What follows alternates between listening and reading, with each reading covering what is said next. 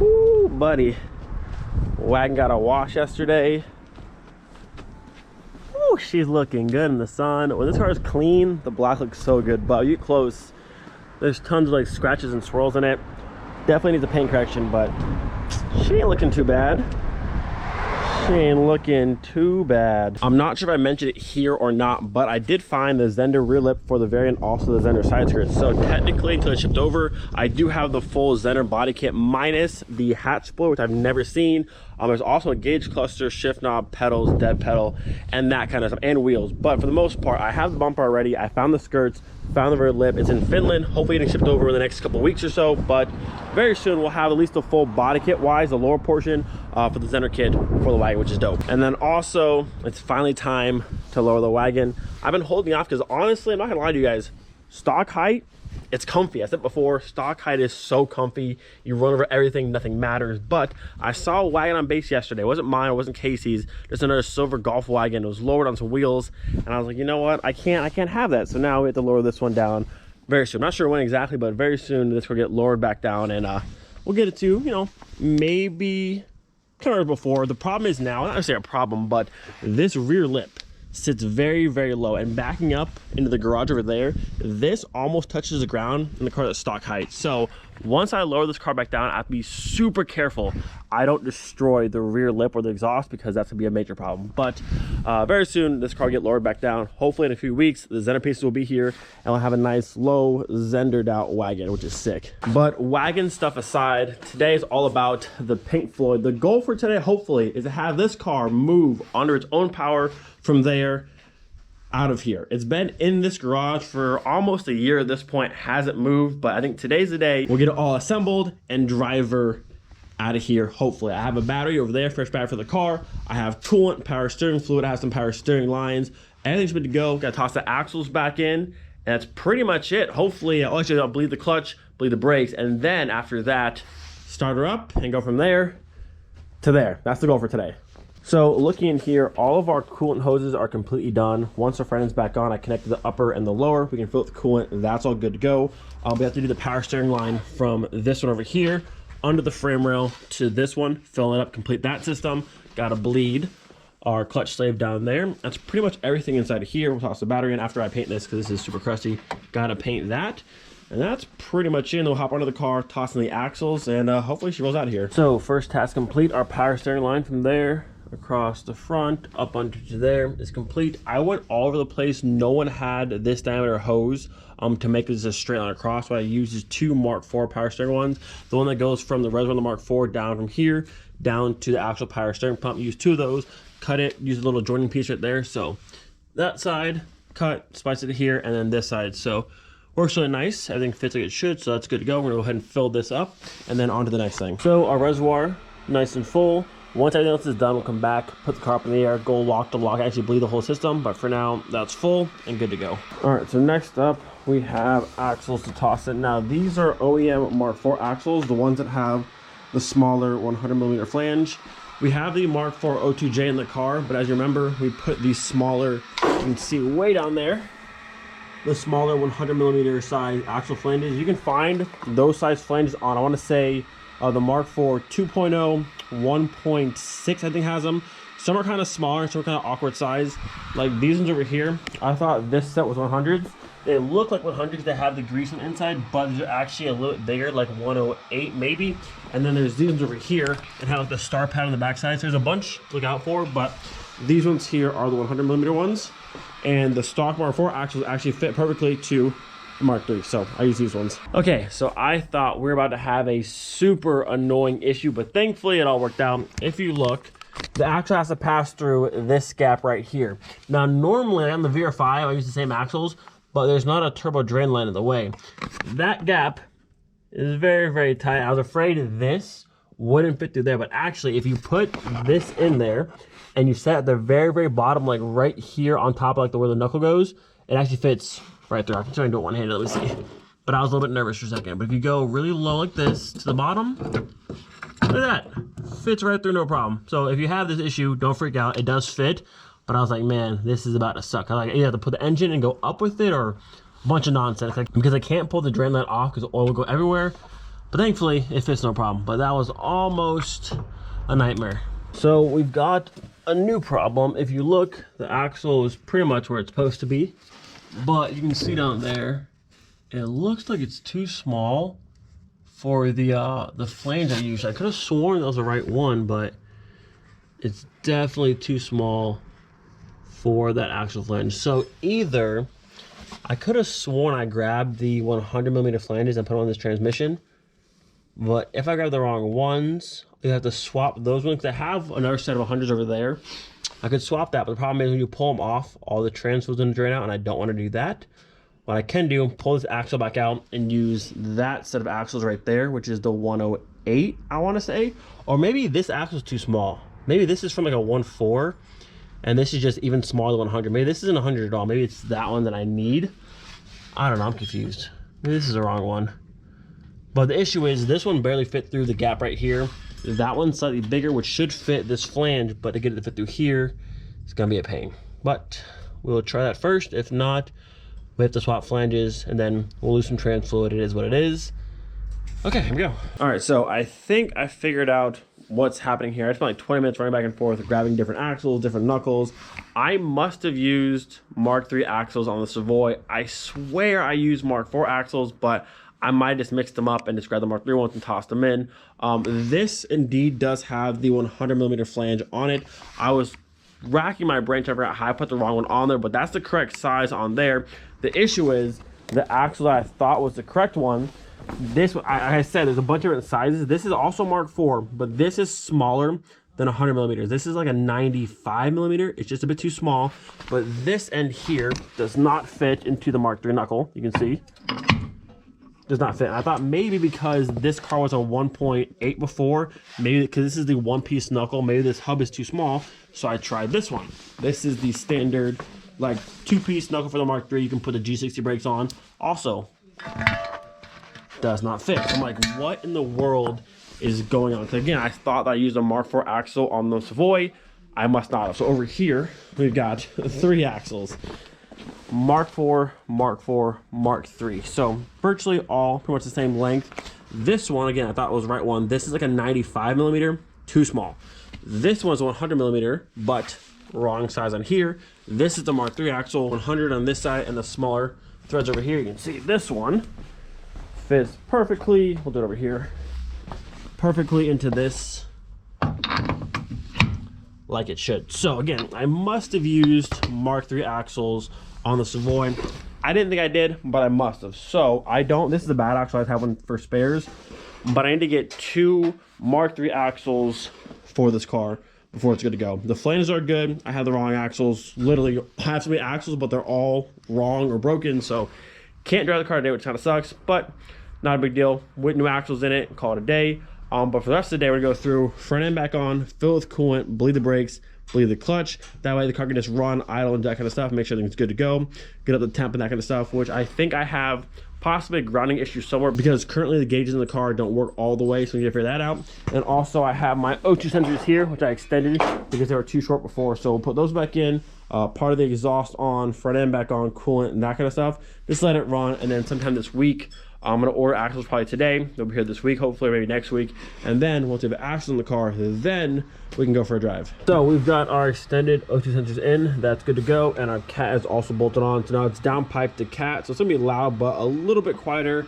Cases in the car now, pumping the clutch. We're gonna go through, bleed this thing, hopefully not spill it everywhere because it always makes a mess. So we get here.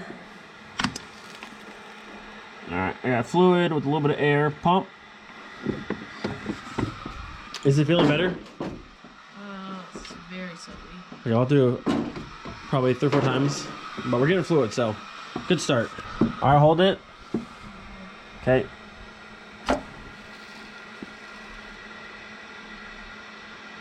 All right, let's do it again. It's like milky looking. It's weird. All right, well, let's get all that flushed out of there, then we should be good to go. All right, so all that like milky foamy stuff you just saw coming out of here is all gone, nothing but clear fluid. Now this is good to go. And pedal feels good, correct? Yes. Very good, pedal's good to go. So front end time. Actually, battery tray first and then front end. Look at that. much nicer. So battery tray is back in, looking much better. I think at this point there's nothing left to do like down here at all. The front end can go back on. I actually like bolted on all the way. I've just been setting on, putting the top 2 screws in just to hold it and pull it back off. But I think at this point there's no reason why we can't actually like hard mount it fully back on. Everything's good to go, because I mean all the wires are in, coolant hoses are ready to go, power steering's done, sensors are done. That is it. This is about the last time we'll see it with no front end. Hopefully front end's back on, bumpers back on, grill, that kind of stuff. Complete front end, out of the pull back apart in a very long time. Look at that, rat support and rebar officially bolted back up, nice and sturdy for the first time in ages. And then inside the bay, upper hoses on, lower hoses on, all the wiring to our fans and that kind of stuff, all routed and good to go. I'm not gonna put the bumper back on just yet. I still have to finish the intercore piping on this side. The silicone hose I ordered did show up. I'm still having trouble making that all work back there. We're gonna make it work, just it's not there quite yet. And I'm gonna wait till the axles are in so I can see all my spacing, but that'll get done in the near future. But for now, we're gonna fill it with coolant and then let it run, make sure the fans kick on and all kind of good stuff. Yo, I can't believe coolant time is finally here. Okay, just carefully one-handed. I don't want to spill. I'm gonna drop from here. Oh, okay, a little spill. It's fine. It's fine. It's fine. Look at that. Fresh pink coolant for the Pink Floyd. Very fitting. All right, so I've got 2 in there so far. I'll let the car run, leave that open. Once the thermostat opens up and pushes more fluid through, that'll go down. We'll add some more on top, back off. And then, yeah, look at that. If I had the axles, we could go for a drive from there to there today, but sadly no axles yet, so we'll let it run for a little bit, hear some nice turbo sounds, and top this off. Hoping the fans work, hope everything's good to go. All right, let's get ourselves a nice little cold start. I feel this clutch pedal as well. Oh yeah, that's nice. All right, so also, I did not fix or search for whatever my grounding issue here or out there is yet. So still went to the key on, there's still no lights flashing here. It's what it is, we'll get to that in a minute. So we're neutral. All right, ready?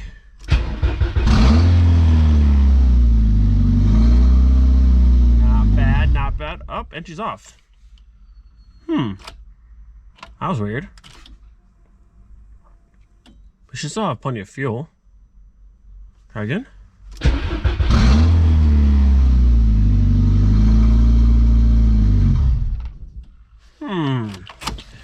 Well, that's interesting. Let's take a look. We're missing something this time. We're missing something. Okay, so the only thing I saw, I forgot the second ground off the negative cable from the battery, so I put that back on. But also the intercore piping is not all the way connected, so it might be an issue, but I don't think it would be. It would just be no boost. So, let's see what she does now.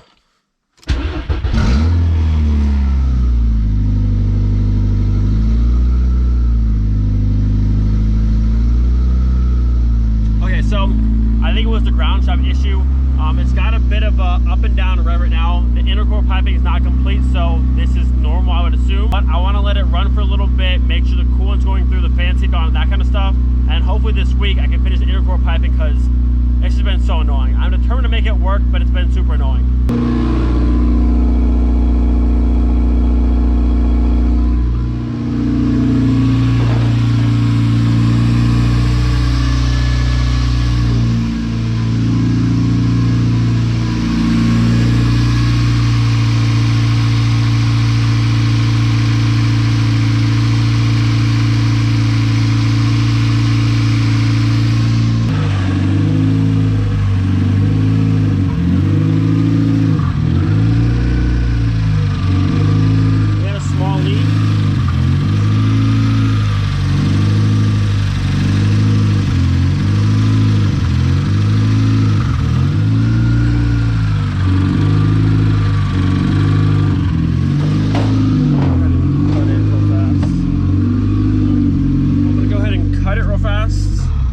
Okay, so it runs fine, well, mostly fine. I think because the intercore is not connected, it's kind of throwing a fit after a little bit. But it seemed to out okay. It drank a good bit of the coolant. I'll put some more in there. We do have a small leak, not crazy, but it's dripping from, I can't tell if it's the lower hose, the upper hose, or maybe the sensor here. I put this pretty tight, so it shouldn't be the sensor. I think it might be the lower hose. I'll have to double check. But let it run for a little bit. It sounded pretty good. I need to finish that intercore piping so it actually can have like the whole system done and idle properly. But at least we don't have like any type of like massive leak down here. There's no power steering fluid leaking, so that's good. That's a win. But yeah, I had to figure out what's leaking over here. I think it's the lower one. I had to adjust that clamp a little bit and push it back further, but hopefully that's it. But this is a little bit warm. Definitely not enough to have the fans turn on just yet.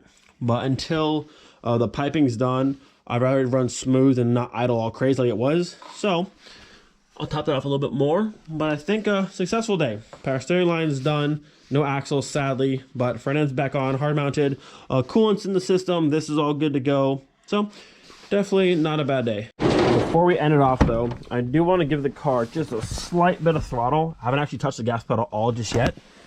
So we'll start it up, give it a few taps of the pedal, see, make sure the pedal works, one, and then hopefully get some cool sound clips. But again, there's no intercoil piping, so I don't know how it's gonna sound. Actually, we'll see.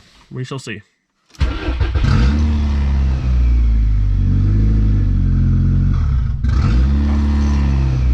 Yeah, she's not liking the big, massive, no intercoil piping, so. But I'm gonna tap a little bit, see?